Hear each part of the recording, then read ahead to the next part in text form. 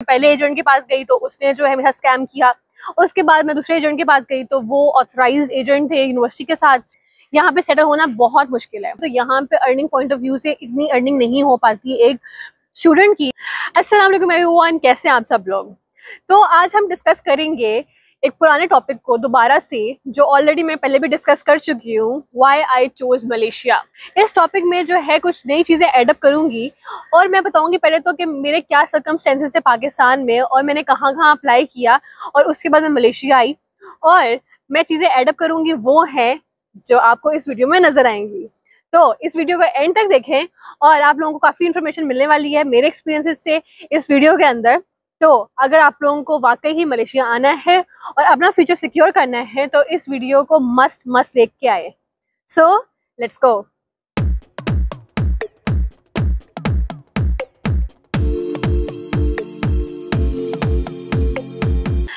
सबसे पहले हम डिस्कस करते हैं कि मैं मलेशिया क्यों आई थी और मैंने कहाँ कहाँ अप्लाई किया था।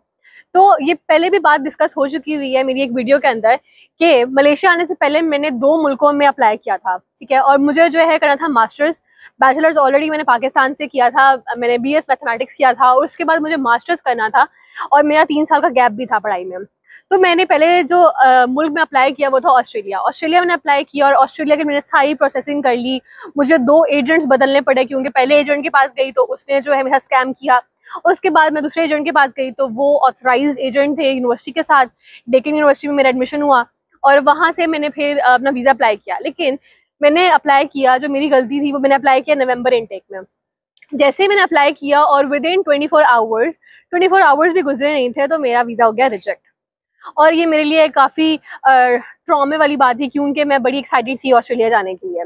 खैर उसके बाद जो है मैंने ऑस्ट्रेलिया दोबारा अप्लाई नहीं किया और मैंने जो, क्योंकि स्टेटमेंट बहुत ज़्यादा रिक्वायर्ड थी और मेरी स्टेटमेंट बहुत ज़्यादा थी और मैं दोबारा अप्लाई करना नहीं चाह रही थी, तो मैंने खैर फीस वगैरह रिफंड कर ली। और उसके बाद मेरी नेक्स्ट स्ट्रगल स्टार्ट हुई, वो थी इटली के लिए। और इटली के लिए जो स्ट्रगल थी वो बहुत ही ज़्यादा थी क्योंकि मुझे यहाँ पाकिस्तान के हर एक डिपार्टमेंट में जाके अपने डॉक्यूमेंट्स को अटेस्ट करवाना था। मुझे अपने बोर्ड से, जो जहाँ से मैंने अपना इंटरमीडिएट किया था और मैंने मैट्रिक किया था, मुझे वहाँ से टेस्ट करवाने थे। मुझे टेस्ट करवाने थे जाके मोफा से, मुझे हायर एजुकेशन कमीशन से टेस्ट करवाने थे, हर जगह से। लेकिन मेरी स्ट्रगल बहुत ज़्यादा थी उसके लिए।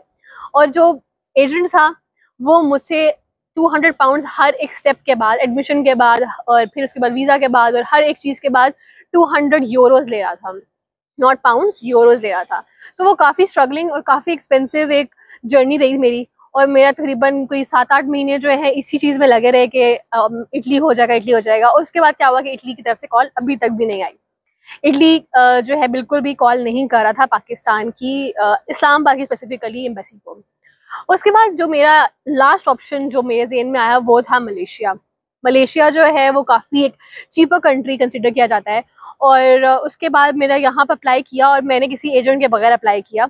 मैंने डिफरेंट लोगों को एक्सप्लोर किया, डिफरेंट लोगों को यूट्यूब पे देखा, उन लोगों से बात की, मैंने खुद से चीज़ों को एक्सप्लोर किया। मैंने 2-4 यूनिवर्सिटीज़ में अप्लाई किया। तो एट दी एंड मेरा एडमिशन हो गया। और मेरा एडमिशन होने के बाद जो है मैं सारा जो मेरा प्रोसेस था मेरी यूनिवर्सिटी ने खुद किया।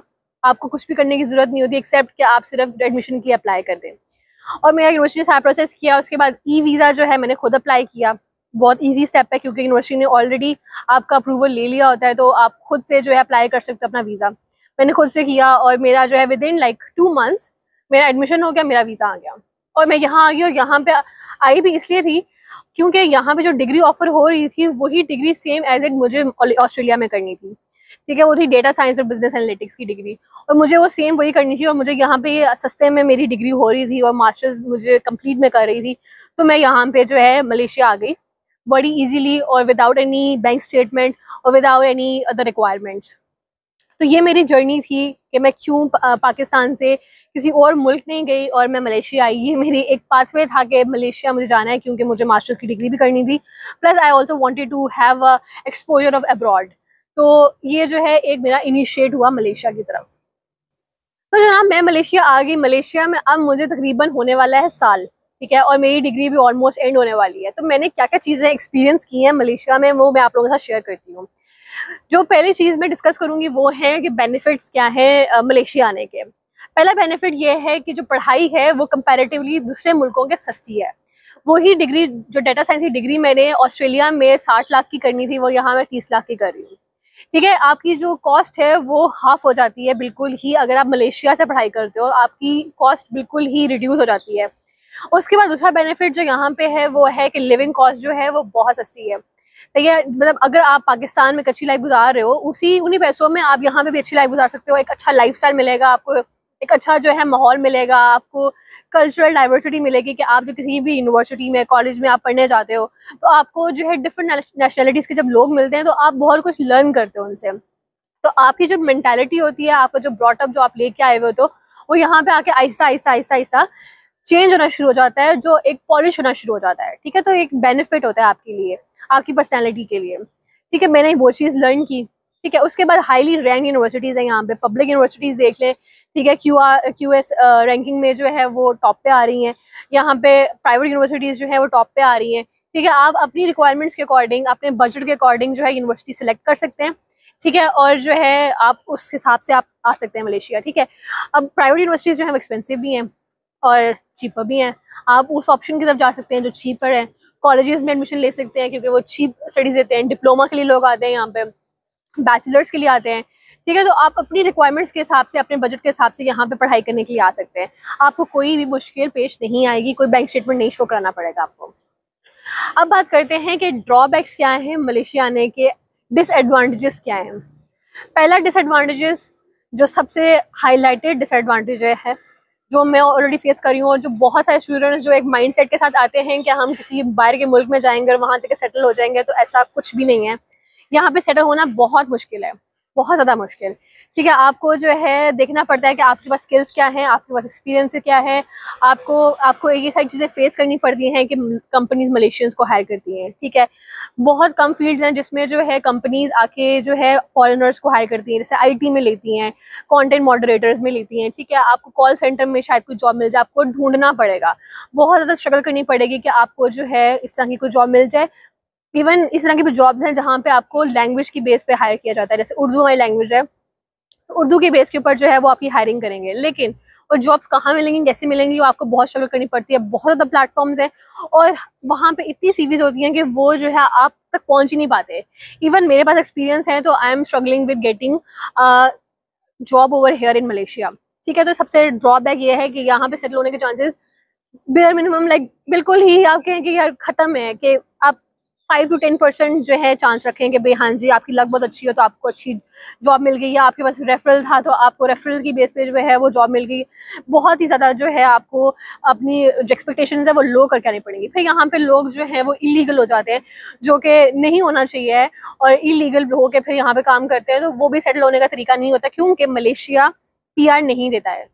जिस तरह बाहर के आप मुल्क देखें, कनाडा में, ऑस्ट्रेलिया में, अगर कोई इलीगल हो जाता है कुछ अर्से बाद जो है वो दोबारा एडमिशन लेता है, वो अपनी डिग्री के बेस के ऊपर PR कहीं ना कहीं कैसे न कैसे करके ले लेता है। यहाँ पे ऐसा कोई सीन नहीं होता। यहाँ पे आपको PR नहीं देंगे। PR एक स्पेसिफिक वेज की बेस के ऊपर आपको मिलती है। ठीक है, और वो भी जो है आप मैनेजर की पोस्ट पे हो, डायरेक्टर की पोस्ट पे हो, ठीक है, उसकी पोस्ट पे जो है आपको PR मिलती है। तो यहाँ पे ये चीज़ें बहुत सोच समझ के आनी पड़ती हैं। ठीक है, प्लस आपको लैंग्वेज बैरियर फेस करना पड़ता है। अगर यहाँ पे फॉर एग्जांपल आपको जॉब मिलनी है, तो अगर आपको मलेशियन लैंग्वेज आ गई है, मैं तो आपको रिकमेंड करूँ कि आप लोग मलेशियन लैंग्वेज सीखें आके, क्योंकि मलेशियन लैंग्वेज अगर आपको आती है तो आपका प्लस पॉइंट होगा कि आपकी CV में एक चीज़ एडअप हो जाएगी कि हाँ भाई इसको मलेशियन भी आती है, तो ये आपके लिए एक बेनिफिशियल चीज़ होगी। लेकिन लैंग्वेज बैरियर है यहाँ पे। यहाँ पे इवन कंपनी में मैं जॉब कर रही हूँ, तो यहाँ पे आप सारे मलेशियंस हैं, तो आपस में मलेशियन में बात करने शुरू हो जाते हैं, तो मुझे कई दफ़ा समझ में नहीं आता, और वो लैंग्वेज बैरियर एक मैं फेस करती हूँ। तो खैर ये थे एडवांटेजेस एंड डिसएडवांटेजेस मलेशिया आने के, जो मैंने एक्सपीरियंस किए हैं खुद से, और मैंने अपने एक्सपीरियंस की बेस के ऊपर जो है वो आपको बता दिए हैं। अब आगे चलते हैं हम कि नेक्स्ट क्या पॉइंट्स हैं कि आप लोगों को यहाँ पे आना चाहिए या नहीं आना चाहिए। तो ये जो एडवाइस है ये बहुत ही एक जेन्युइन एडवाइस है, जो मैं अपने एक्सपीरियंस से आप लोगों को बता रही हूँ, और इसमें कोई ढकी छुपी बात नहीं है, कोई ऐसी बात नहीं है जो फेक हो। ये बिल्कुल जो है एक रियल एडवाइस है। जो लोग यहाँ पे आना चाह रहे हैं एक पाथवे सेलेक्ट करके कि भाई हम यहाँ पे आ रहे हैं, ये हमारा पाथवे है, और हम विद इन लाइक 1 year हम यहाँ से मूव होकर किसी और कंट्री में जाएंगे, तो वो पहले तो ये सोच के आएंगे कि उनके पास इतना बजट है आपके पास इतने जो है बैंक स्टेटमेंट के लिए पैसे हैं, क्योंकि यहाँ से भी अगर आपको आगे किसी मुल्क में जाना है आपको बैंक स्टेटमेंट लाजमी शो करवानी पड़ेगी। तो आपके पास इतना एक्सपेंस उठाने के लिए बजट है, तब आप ये सोच के आए कि भाई हम यहाँ पे आके जो है आएंगे और हम यहाँ से आगे मूव कर जाएंगे, ठीक है, क्योंकि बजट बहुत ज़्यादा रिक्वायर्ड है, सेम रिक्वायर्ड है, ठीक है। उसके बाद आप वो एक्सचेंज प्रोग्राम यूज़ कर रहे हैं। उसके बाद नेक्स्ट जो एक एडवाइस मैं आप लोगों को दूंगी कि आप लोग जो है ये सोच के आते हैं कि भाई यहाँ पे आएंगे, यहाँ पे आके अर्न करेंगे और अर्न करने के साथ साथ जो है हम अपना प्रोसेस करेंगे, तो यहाँ पे अर्निंग पॉइंट ऑफ व्यू से इतनी अर्निंग नहीं हो पाती एक स्टूडेंट की जो आप लोग सोच रहे होते हैं, ठीक है, क्योंकि यहाँ पे आपको पार्ट टाइम जॉब्स मिलती हैं, ठीक है। पहले तो पार्ट टाइम जॉब्स जो हैं वो अलाउड नहीं है स्टूडेंट्स को, ठीक है। जितने भी स्टूडेंट्स यहाँ पे कर रहे हैं वो सारे इलीगली हैं या गवर्नमेंट को पता ही नहीं है, तो वो नोटिस नहीं करती तो वो लोग करते रहते हैं, ठीक है। तो आप लोगों को ये देखना है कि यहाँ पे अर्निंग उस हिसाब से नहीं होती। 10 रिंगेट, 12 रिंगेट, 15 रिंगेट मैक्सिमम आपकी जो है पर आवर वेज होती है, जो इतनी नहीं हो पाती कि आप किसी ऐसे मुल्क में, कनाडा में या आप ऑस्ट्रेलिया में मूव कर सकें उनको जमा करके एक साल में आप कुछ भी जमा नहीं कर पाएंगे। आपका एक लिविंग कॉस्ट है वही पूरी हो रही होगी उन पैसों में, क्योंकि वो इतनी बड़ी कॉस्ट नहीं होती है, ठीक है। तो आपको जो है वो सोच समझ के आना है कि यहाँ पे जो है ये चीज़ें मुझे फेस करनी पड़ सकती हैं जॉब के लिहाज से भी, ठीक है। अगर आपके पास स्किल है तो हाँ डेफिनेटली आप डॉलर्स बर्न कर सकते हैं, आपको करना चाहिए, लाजमी स्किल सीखने आना चाहिए। और मैं एडवाइस करूँगी कि वाकई स्किल सीखें ताकि आप लोग घर बैठ के फ्रीलांसिंग वगैरह करते रहें और आप लोग अर्न करते रहें डॉलर्स में, और आपको यहाँ पे रिंगिट्स में जो है आप खर्च करेंगे तो आपको इतना फील नहीं होगा कि यहाँ पे क्या है क्या नहीं है, ठीक है। तो ये सारी चीज़ें आप लोगों को गौर करनी है, ठीक है। अगर यहाँ पे सेटल होना है तो मलेशिया एक अच्छा कंट्री नहीं है सेटल होने के लिहाज से, क्योंकि यहाँ पे अपॉर्चुनिटीज़ उस लिहाज से बहुत कम है और वो अपने लोगों को प्रेफर करते हैं, ठीक है।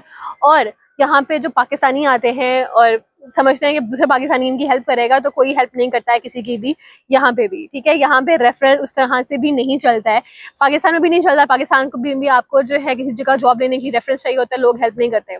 Same is the case over here, ठीक है। यहाँ भी लोग हेल्प नहीं करते, वो किसी की जिम्मेदारी नहीं उठाते कि अगर किसी को रेफरेंस दे दिया तो वो आगे से वैसा परफॉर्म ना कर पाया, ठीक है। और इलीगल होने का ऑप्शन भी आई वुड रिकमेंड कि ना किया जाए, कि आप लोग यहाँ आए, आप लोग अपनी डिग्री खत्म करें और इलीगल हो जाएं और यहाँ पे जो है काम करते रहें, कोई फ़ायदा नहीं, क्योंकि यहाँ पे आपको नेशनलिटी नहीं मिलेगी एक्सेप्ट कि आप किसी मलेशियन से शादी करें। तो ये कुछ पॉइंट्स है, ये कुछ रियलिटीज़ थी मलेशिया की जो मैंने इन डेप्थ जो आप लोगों के साथ शेयर की। पहले भी छोटे छोटे व्लॉग्स में मैं शेयर करती रहती हूँ आप लोगों के साथ, तो आज एक प्रोफेशनल वे में, एक अच्छे वे में जो है आप लोगों को मैंने सारी चीज़ें क्लियरली बता दी हैं कि ये सारी चीज़ें हैं, ये साथ सोच के आना है और फिर उसके बाद डिसाइड करना है कि whether you have to come over here और नॉट। तो इस वीडियो के लिए इतना ही, नेक्स्ट वीडियो में इंशाल्लाह फिर किसी और इन्फॉर्मेशन के साथ में आऊँगी। Thank you so much, bye bye.